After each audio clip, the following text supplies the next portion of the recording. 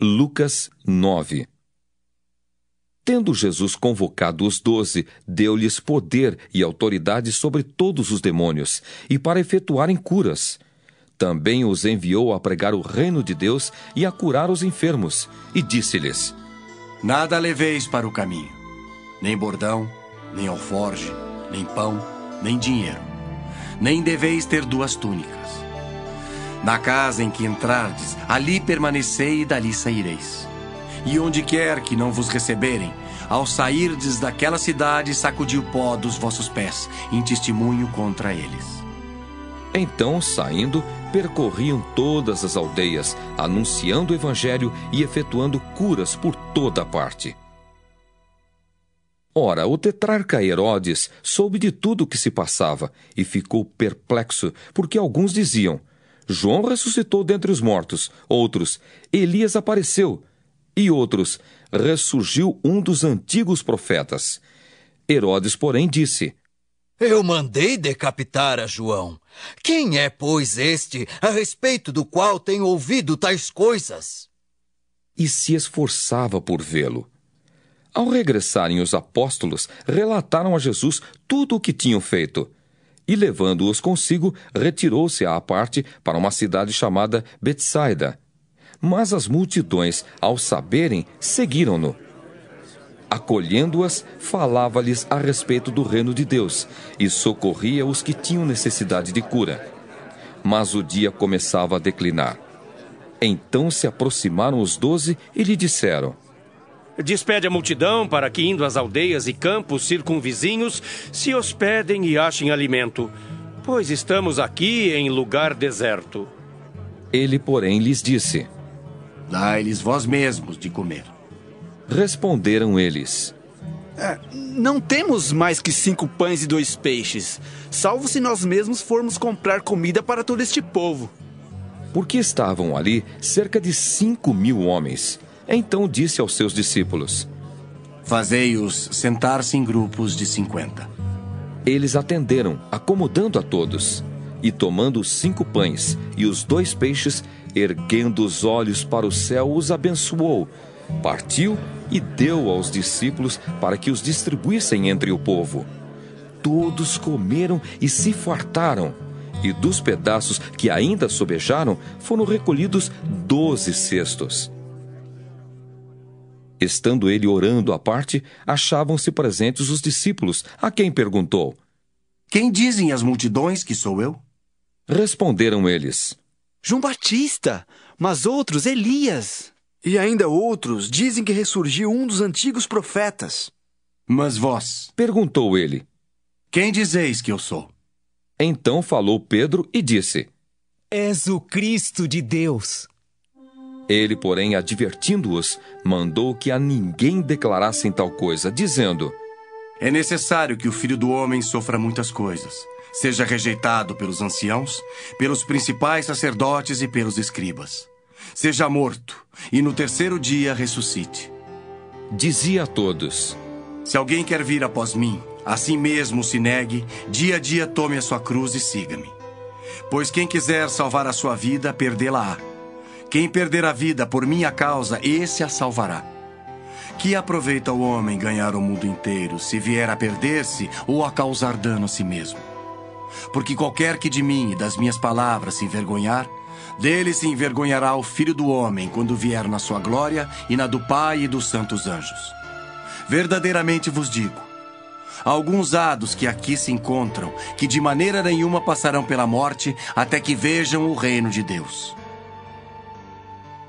Cerca de 8 dias depois de proferidas estas palavras, tomando consigo a Pedro, João e Tiago, subiu ao monte com o propósito de orar. E aconteceu que, enquanto ele orava, a aparência do seu rosto se transfigurou e suas vestes resplandeceram de brancura. Eis que 2 varões falavam com ele, Moisés e Elias, os quais apareceram em glória e falavam da sua partida, que ele estava para cumprir em Jerusalém. Pedro e seus companheiros achavam-se premidos de sono, mas, conservando-se acordados, viram a sua glória e os 2 varões que com ele estavam.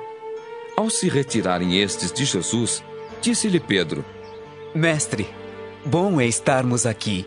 Então façamos 3 tendas.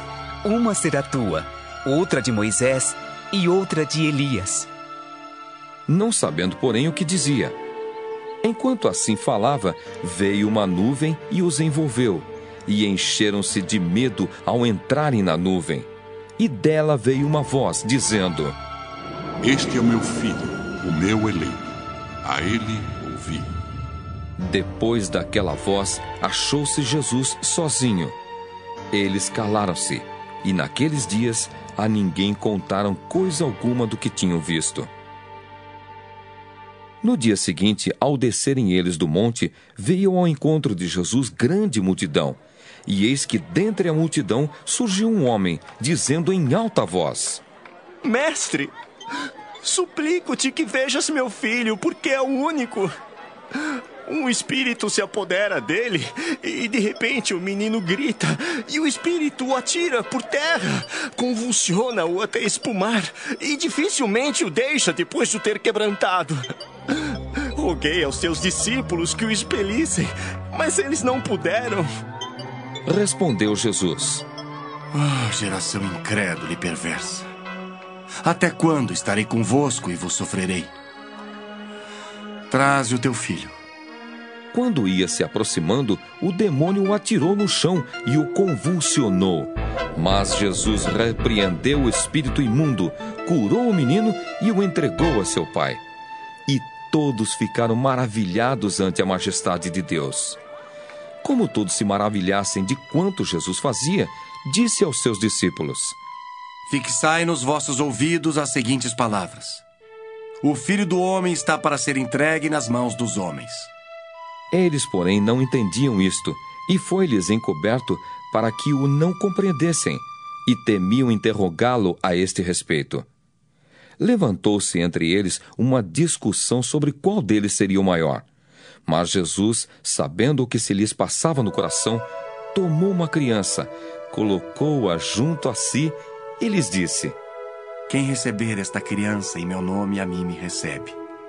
E quem receber a mim, recebe aquele que me enviou.